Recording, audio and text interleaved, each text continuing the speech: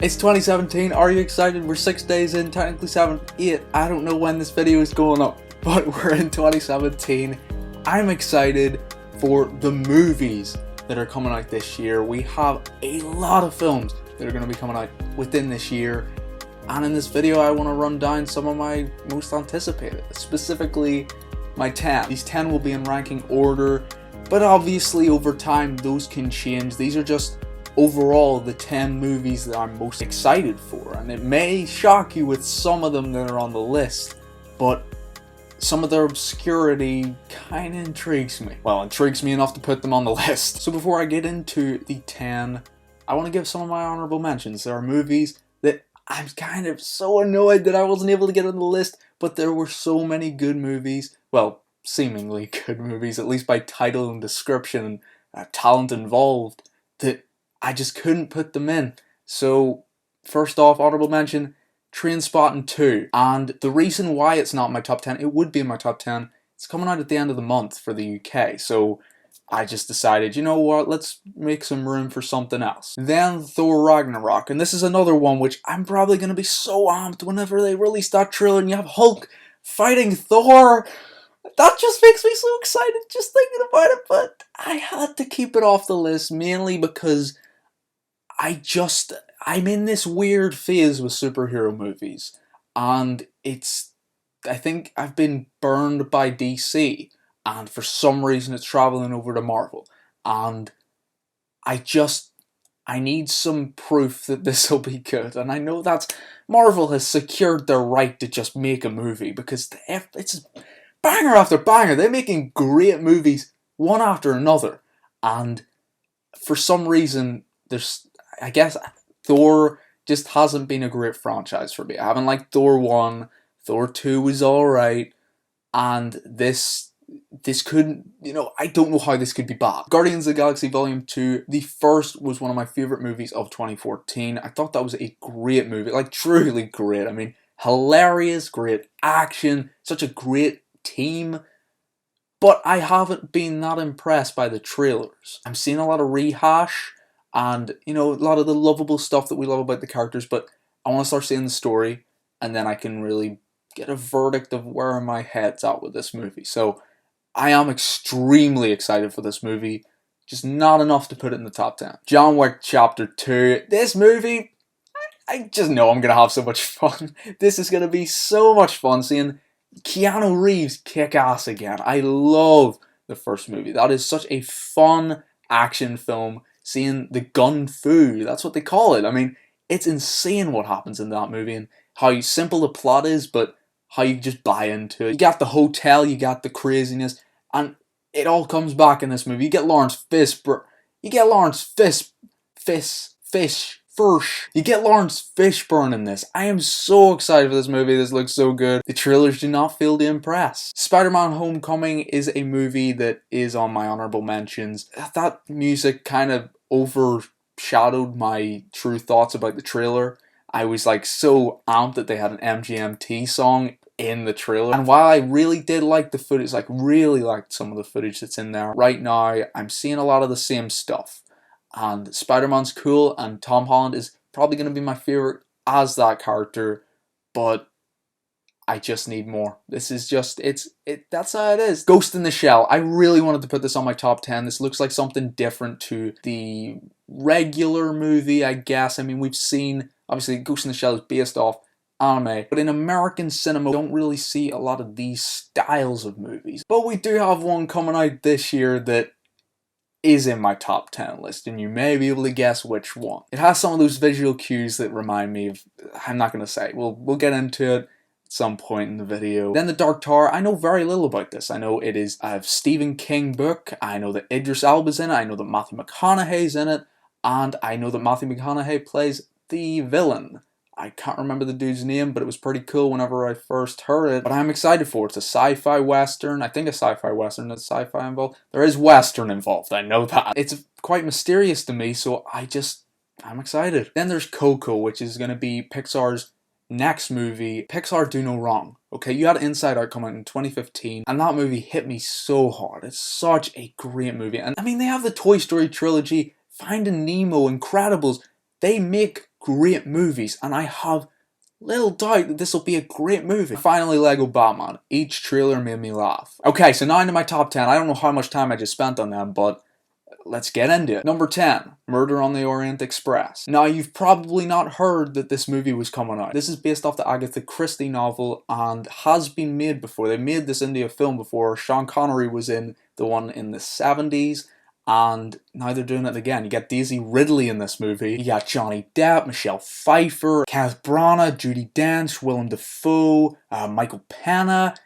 Oh, the cast. This is a cast that just doesn't seem very regular to see. I don't know, something different about it. I mean, maybe it's just Daisy Ridley, and I'm so excited to get to see a broader perspective of her acting chops, and the cast around her, just wow. Plus the story, it's trains. I love trains, I think they're cool. I mean, the Orient Express, you know, iconic train. I love mysterious movies, what can I say? This I'm excited for. Number 9, Daniel Day-Lewis and Paul Thomas Anderson's fashion movie. That's all I know. That is all I know about the movie, but it's Daniel Day-Lewis and Paul Thomas Anderson filming again after There Will Be Blood. That is a twisted, very eerie movie to watch. It's quite uncomfortable at times. You know, the whole milkshake ending. Daniel Day-Lewis gives one of the best performances in the history of cinema in that movie, and he continues to give brilliant after brilliant performance. And the dude acts like once every 5 years or something like that. The last movie we saw him in was Lincoln, and that was a great performance. So I'm beyond excited to see whatever Daniel Day-Lewis chooses to be in, because it's probably gold. Coming in at number 8 is Kingsman: The Golden Circle. I almost didn't put this on my list, but I just had to think, and it deserves to be on there. The first one was so much fun. You had Taron Egerton, who had acted before, but for me it was a debut of that actor, and now he's being, you know, cast in all these different things and opted for different things. He was so good in that movie. And on top of that, of course, Colin Firth. The guy is, who knew, a great action star, and was in one of the craziest action scenes I've ever seen in that church scene. That was just, whoa. And the fact that Matthew Vaughn is coming back to direct this, which people were nervous that he wasn't, because he did that with Kick-Ass, he did the first, then he didn't show up for the second, and the second one wasn't as good. But he is back for Kingsman: The Golden Circle, and since he's back, I have so much faith in this movie. And plus you got new cast members. I mean, they're sort of replacing, I guess, Samuel L. Jackson with Julianne Moore, sort of. I don't know if she's the villain, but there are people like Jeff Bridges in this. You got Channing Tatum. This is going to be cool. Then at number 7 is Logan.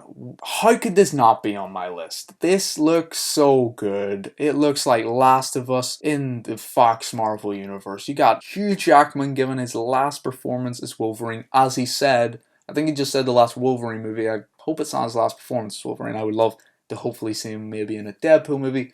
But not Deadpool in a Wolverine movie, that just wouldn't work. Especially this one going as dark as it seems to be. You've got so many different iconic things bringing into this. You got Old Man Logan.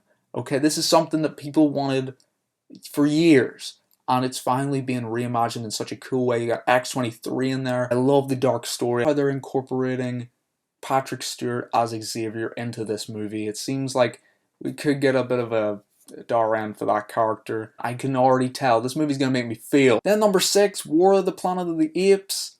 Man, 2 brilliant films in the past with Rise and Dawn, and we could have a trilogy of great movies that could come into the conversation of some of the best trilogies of all time. You got a new cast in this with Woody Harrelson as the villain, and I guess villain, there's probably going to be a dividing line, sort of like in Civil War, the way you're sort of rooting for one side. And look, probably going to root for the apes, to be honest, considering we've been following these characters from Rise and seeing where they came from and how they were treated, and even in Dawn how they were treated, and that divide between the apes, and now we're seeing the human versus ape at its truest form, really. And one of the big reasons why I put this on my list, probably the biggest reason, Andy Serkis is Caesar. I wanted Andy Serkis to get an acting nomination for his performance as Caesar back in 2014 for Dawn.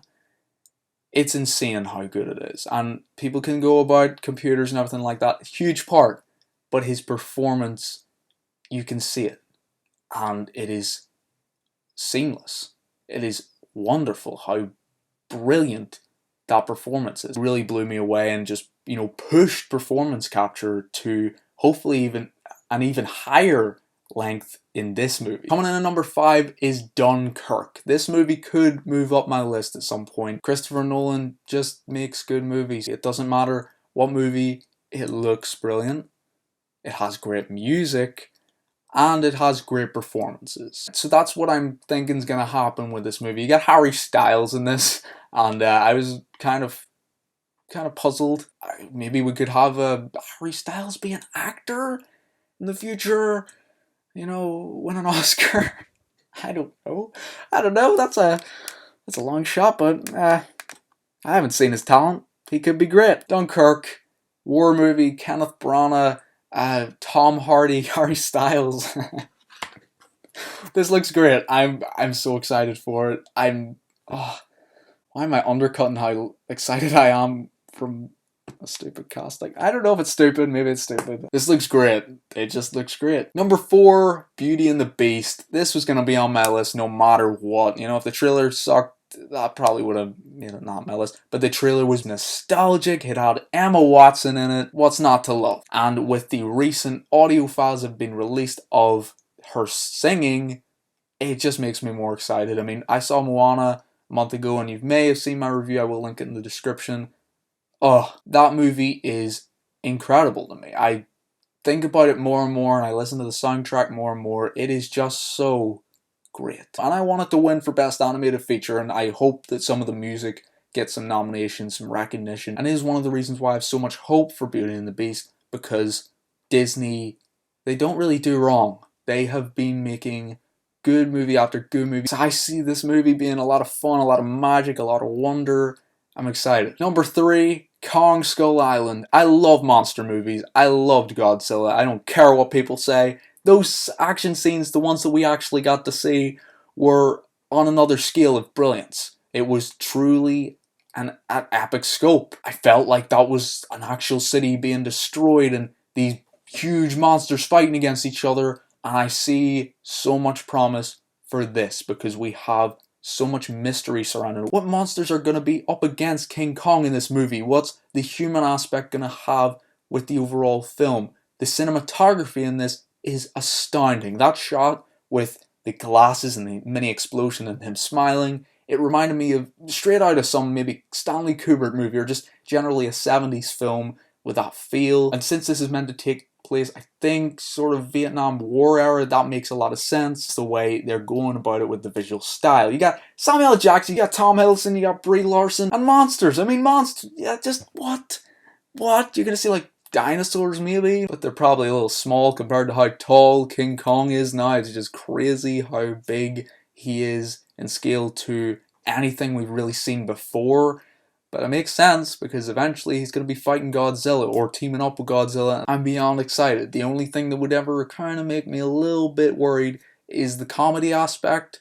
That's about it. Even if I don't end up loving this movie, we're going to have some huge action sequences or huge just scale shots that will blow me away. And as I said with my honorable mention, Ghost in the Shell, and how there was a film on this list that has some similar visual style, that would be Blade Runner 2049. That is my number 2. This is the sequel to the classic sci-fi movie Blade Runner. You've got Harrison Ford coming back. He's coming back for all his classics. I hope he doesn't kill himself off on each of them, but it's exciting to hear that he'll be back within this world. And then you got the teaser, of course, and he's holding the gun. It's like, what? And probably something that makes me equally excited, Ryan Gosling. I haven't seen La La Land yet, but I am beyond excited for that movie. I can't explain my excitement for La La Land. And he's in that, and apparently he's amazing in it, so I'm excited for that. But also, he had The Nice Guys come out this year, and he is comedy gold in that movie. He's both a great performance and also just great humor, so he really worked within that world that Shane Black created. And with this, you have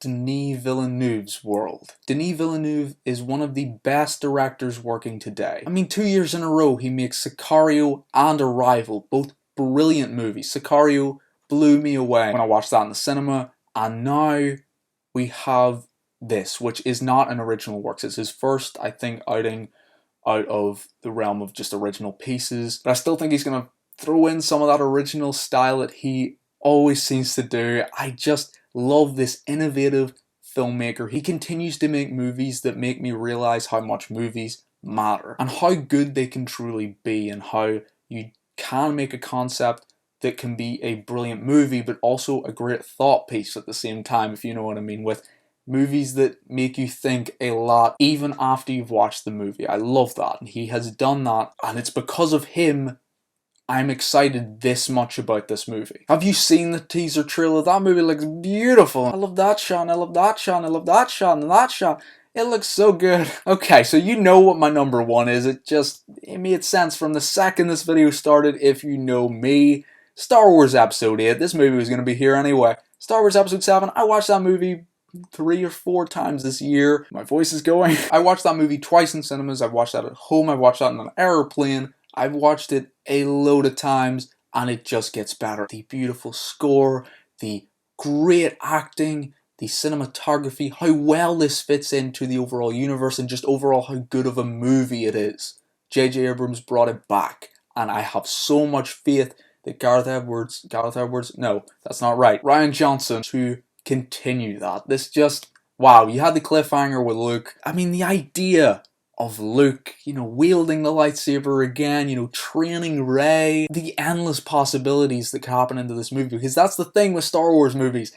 They're very secretive about giving information about the movie. I mean, we've got more information, I think, about this than we did about Force Awakens, but it's still quite secretive right now. I mean, we haven't got any footage on this movie, which I'm good with. I think, give us some time, give us some breathing room between Rogue One and just, cruise. Star Wars Celebration comes around, you release that trailer. This next chapter in the saga has so much built around it. We have these 7 movies, actually 8 movies now. I'm discounting the Clone Wars movie, that's not 9. No. We have TV shows, we have books, we have all this different information, and it's so fun to think of what they're going to continue to grow to the universe, to think about what they could do with this, because my mind's actually very blank on what could happen. I just know that whenever I hear I'm probably gonna tear up. And people don't tear up at the opening credits of movies, but it's Star Wars. That's my excuse. So that's my top 10 list. Obviously, you're probably gonna disagree with a couple of them. You're probably gonna want one in. I mean, the lack of superhero movies on here. Look, I didn't put any DC movies in here. I don't care about them anymore, to be honest. I need them to do something with one of these DC movies to really bring me back, because I don't just settle for decent movies, and no one else should. You spend $250 million on a movie, you make a good movie. How can you not get a good script within there? Build a cohesive story. But that doesn't mean I am not interested in them. I'm still interested in Justice League. They need to make a great movie, or I may be done. Wow, that ended on a downer. There are more movies that I'm interested in, that I'm excited for in 2017, that are outside of my top 10, that are outside of the honorable mention list, and there are movies that I haven't even heard of that will come out between September and December that will probably be in my top 10 movies of the year, that probably could top my top 10 of the year. That's what happens, but from what information I know of, that's what I'm going off. I'm going off the bigger movies, plus a little sprinkle of some smaller ones. So if you enjoyed this video, and I'll see you later, movie fans.